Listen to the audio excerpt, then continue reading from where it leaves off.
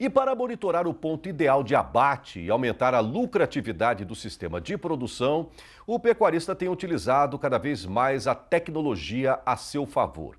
Considerando que, segundo o monitoramento dos custos de produção, os gastos com alimentação nos confinamentos aumentaram 122% nos últimos 3 anos, ter animais mais eficientes e produtivos podem ser a solução, podem garantir a margem da fazenda que o pecuarista deseja, que almeja.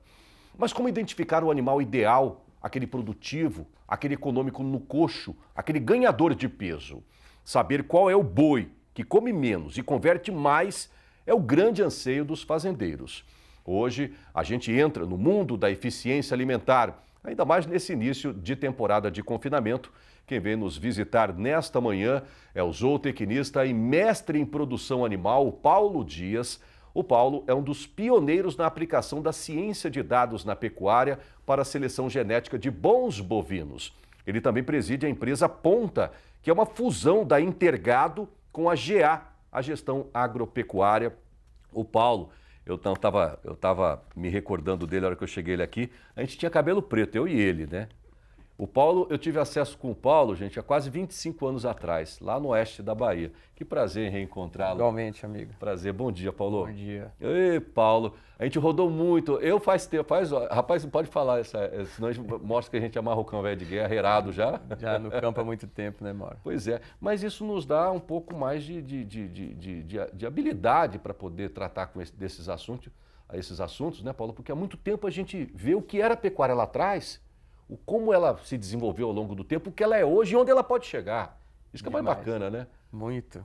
A pecuária se transformou, né?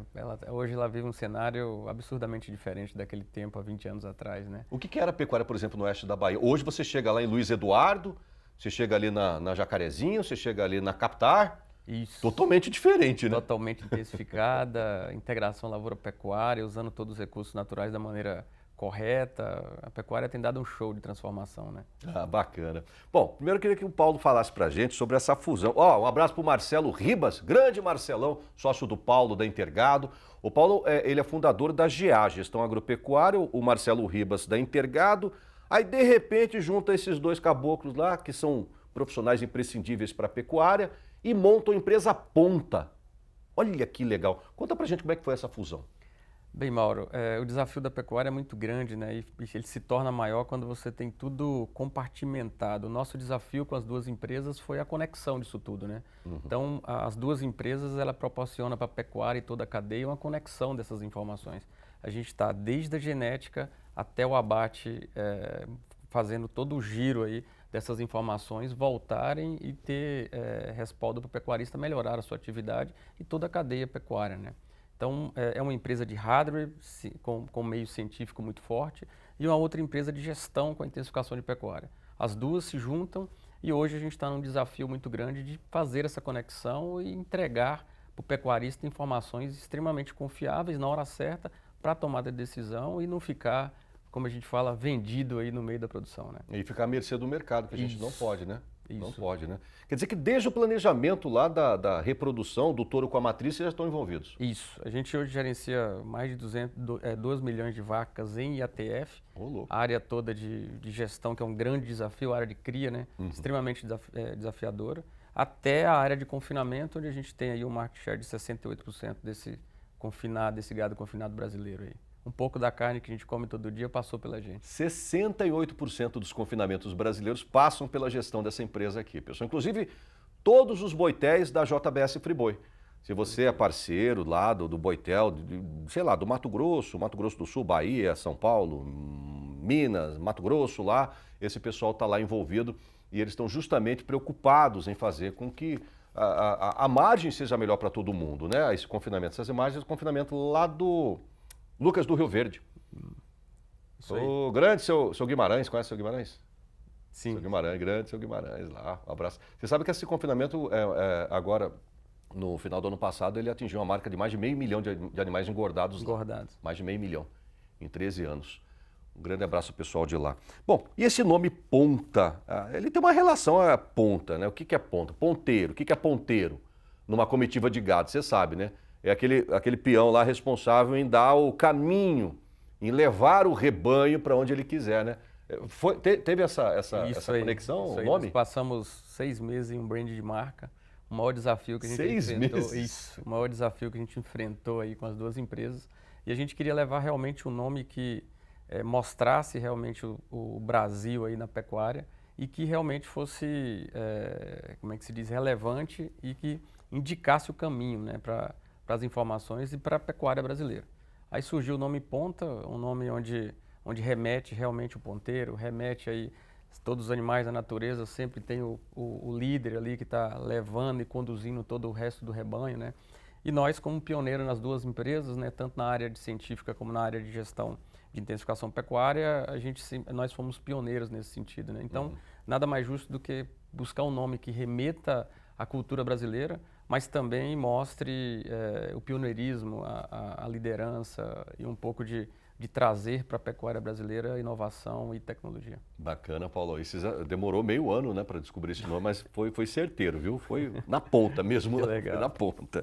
Bom, costumo dizer aqui no Giro do Boi, Paulinho, que sanidade, genética e nutrição praticamente já está no cotidiano do pecuarista, embora tenha muitas outras coisas que precisam ser colocadas em debate para poder melhorar essas 3 áreas. Mas o pecuarista já está um pouco mais acostumado a lidar com esse tipo de coisa, sanidade, genética e nutrição. Agora tem 2 outras áreas que precisam ser urgentemente colocadas em debate e em prática na fazenda, que eu falo aqui, gestão e também sustentabilidade, principalmente ambiental. Eu te pergunto, vocês estão atuando nessas áreas também? Sim, a gente, primeiro assim, né, Mauro, quando a gente fala de sustentabilidade, só de a gente ter um animal eficiente, a gente já impacta muito fortemente, né? Lembrar que um animal com alta eficiência alimentar aí, chega a comer menos, os extremos aí, 40% a menos do que um boi padrão normal, você imagina o impacto que isso já dá, né? Se você pegar uma eficiência biológica aí de 130, 140 quilos de matéria seca para produzir uma arroba, um animal eficiente ao extremo, ele consegue com 80, 90 quilos de matéria seca. Então, se a gente conseguir trazer aí um pouco a genética nesse nível para dentro dos confinamentos e na área produtiva, a gente já impacta a sustentabilidade aí, a produção menor aí de produção de metano, entre outros aí, muito fortemente, né? A genética é uma das grandes saídas e grandes pilares para que a gente possa ter mais eficiência na pecuária e promover uma sustentabilidade via animal aí muito fortemente. Eu não sei se eu ouvi direito, Paulo. Você falou em 40% isso, a diferença? A gente Explica direitinho sobre isso. Justamente. A gente, é muito engraçado quando a gente... Essa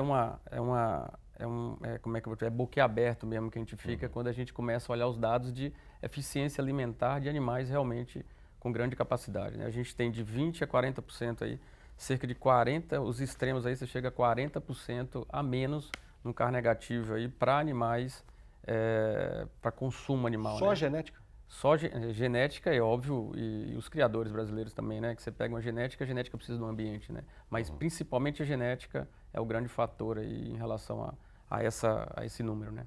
Entendi. Deixa eu explicar rápido. Leandro, abre essa imagem aí. Deixa eu explicar rapidamente para ver se o pecuarista entendeu. Volta um pouquinho só aquelas imagens lá. O que o Paulo quis dizer para mim aqui, pessoal? Volta um pouquinho só essas imagens aqui. Aqui, ó, para essa imagem. Consegue frisar aí, Rafa, rapidinho? O que o Paulo quis dizer aqui, ó? Para você que não está entendendo. Isso, ótimo. Obrigado, Rafa. Rafa é top. Frisa uma imagem. Isso, pode ser essa aqui mesmo. Você está vendo esse boi aqui, ó? Tá vendo? Aí você está vendo esse boi aqui, ó? Tá? Eles estão sendo testados numa das ferramentas lá do Marcelão, né? Isso. Que é esses coxos que fazem a medição. Medição. Ele está querendo dizer o seguinte, esse boi aqui, ele come 40% a menos que esse aqui e ele engorda a mesma coisa. Tipo isso. Mais ou menos isso. Ou estou falando alguma besteira? Isso aí. Não, é isso aí. Ao extremo é isso aí. Tá, vamos supor, esse boi aqui come 6 quilos, vamos supor, e esse aqui come 10. E ele engorda a mesma coisa. 40% num produto, num insumo que subiu 122% nos últimos 3 anos. É isso, né? Isso aí. No ano passado representou 90% dos gastos de um confinamento. Só essa narrativa que rapidamente essa explicação aqui, já justifica qualquer possível conversa de um pecuarista agora. Ah, eu posso fazer isso. Não, ele tem que cuidar disso aqui, da comida do boi dele. É isso aí, Mauro. A gente tem um desafio muito grande de fazer essa genética realmente ser vista na produção com a eficiência que a gente vê na área de pesquisa, né?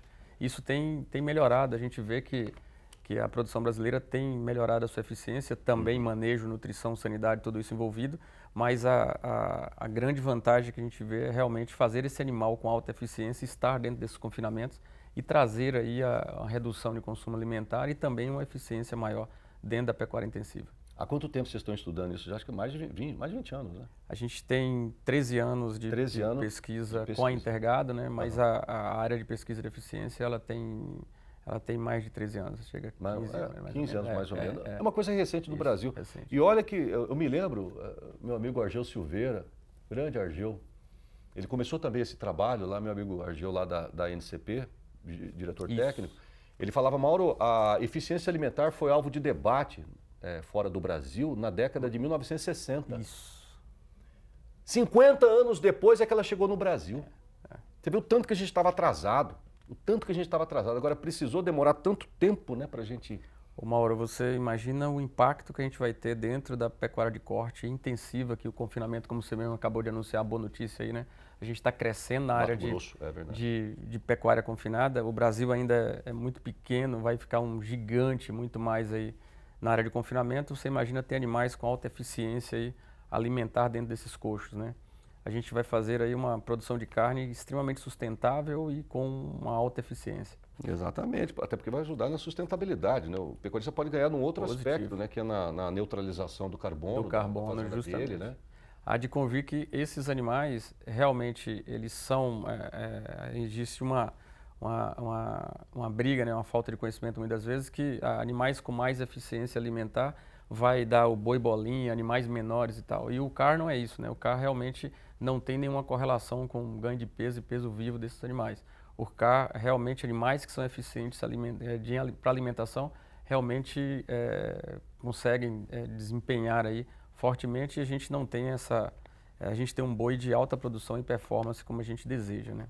Cara, o consumo alimentar é residual, tá, pessoal? Isso. Não é o cadastro ambiental rural. Que também você tem que fazer se você não fez ainda. Está atrasado já, né? Isso aí. Já está atrasado se você não fez o seu CAR. É consumo alimentar residual, né? Bom, queria que você ficasse comigo aqui mais um tempo, porque eu vou dar uma faturada rapidamente ali para poder, claro, prestigiar os nossos apoiadores. E na sequência eu quero falar sobre novas tecnologias. Bora? Você fica com a gente? Na hora. Maravilha. Tamo junto. O Paulo vai continuar conosco, pessoal. Depois do intervalo, sabe o que ele vai fazer? Ele vai nos mostrar a mais nova aposta para uma correta, rápida e precisa leitura de coxo. É o Diet Scanner, um aparelho que vai ajudar o confinador na sua tarefa de engordar o boi sem desperdício. É depois do intervalo. Até já.